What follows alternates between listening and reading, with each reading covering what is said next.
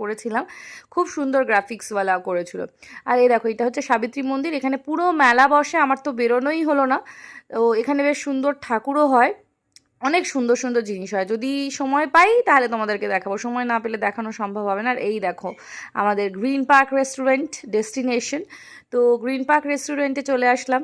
Green পার্কে অনেকগুলো segments করে নিয়েছে নতুন, অনেকদিন পরে আসলাম কারণ বেশিরভাগ সমস্ত হোটেল একদম বুকড। তো ছোটোবেলা থেকে আমি জিপিতে আসতাম না, কারণ এটা বারকাম রেস্টুরেন্ট শুনেছিলাম সেই কারণে। কিন্তু এখানে বেশ ভালো ভালো খাবার পাওয়া যায়, খাবার খুব টেস্টিও হয়। তো এখানে আমি হান্ডি চিকেন অর্ডার করেছিলাম আর চিকেন ভর্তা পেয়েছিলাম, কারণ চিকেন রেশমি কাবাব অর্ডার দিয়েছিলাম বাট ওরা বললো মিষ্টি হবে, তাই চিকেন ভর্তা তার সাথে মশালা কুলচা। তো এখানে প্রাইস কিন্তু ভালো, কুলচাটা 75 রুপিস করেছিল, বাট অনেক হেভি, আমার তো খুবই ভালো লেগেছিল।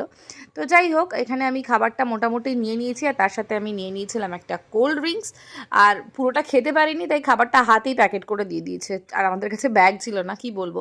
আর এই দিকে তোমাদেরকে দেখাই এবারে আমার ভাই ফোটায় আমি কি গিফট পেয়েছি, সেগুলো তোমাদেরকে পরে তো ভালো করে দেখাবোই। তো মা আমাকে অপশানস দিয়েছিল শাড়ি বা জামার, বাট পুজোর সময় এত শাড়ি জামা আমি কিনে নিয়েছি, তো সেই কারণে হচ্ছে কি আমি মাকে বললাম যে না, শাড়ি টাড়ি আমি নেবো না, অন্য কিছু অপশান দাও। তখন মা আমাকে বললো যে পুজোর জিনিসপত্র তুই নিতে পারিস।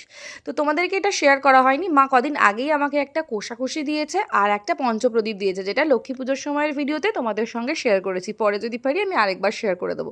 আর এই দেখো, এই জিনিসগুলোই আমি দেখছিলাম যে কোনটা কোনটা নেওয়া যায়। মা বললো দেখ এখান থেকে তোর যেটা যেটা পছন্দ হয় তুই সেটা সেটা নিতে পারিস।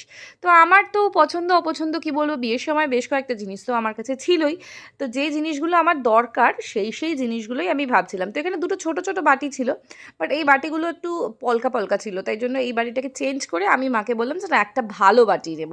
তো সেই কারণে এই ছোট্ট ঠাকুরের বাটি নিয়ে নিলাম, কারণ ঠাকুরের ভোগ প্রসাদ দিতে কাজে লাগবে, আর থালাটা আমার বরণের কাজে লাগবে।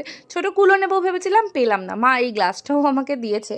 তো বাড়িতে গিয়ে তোমাদেরকে আরও জিনিস দেখাবো যে কোনটা কোনটা আমি কিনেছি, কারণ খুবই সুন্দর সুন্দর জিনিস, আর সত্যি কাঁসা পিতলের জিনিস না খুব ভালো লাগে। তো যা যা কিনেছি সেগুলো আমাদেরকে প্যাকিং করে তারা দিয়ে দিয়েছে। তারপরে আমার এটাও খুব ভালো লেগে গিয়েছিল। তো মা বললো যে দেখ তোর যেটা যেটা ভালো লাগে তুই সেটাই নিতে পারিস। তো যাই হোক, যেগুলো যেগুলো আমি নিয়েছিলাম সেগুলো তোমাদের সঙ্গে ঘরে গিয়ে আমি অবশ্যই শেয়ার করব। তো দেখো আমরা মোটামুটি চলে আসছিলাম, তারপরে একটা টোটো ধরলাম, টোটো ধরে চলে আসলাম হচ্ছে গিয়ে আমাদের বাড়ির উদ্দেশ্যে। বাড়িতে চলে আসার পরে দেখো আনখাই একটু ভিডিও, আর আমার মা বসেই রয়েছে।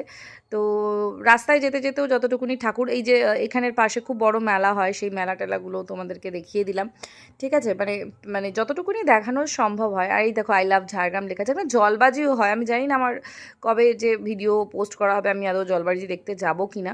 আর আমার বাড়ির একদম সামনে ট্রেন্ডস, ঠিক আছে, মানে তোমাদেরকে এগুলোই বলছি যে আমার বাড়ির সামনে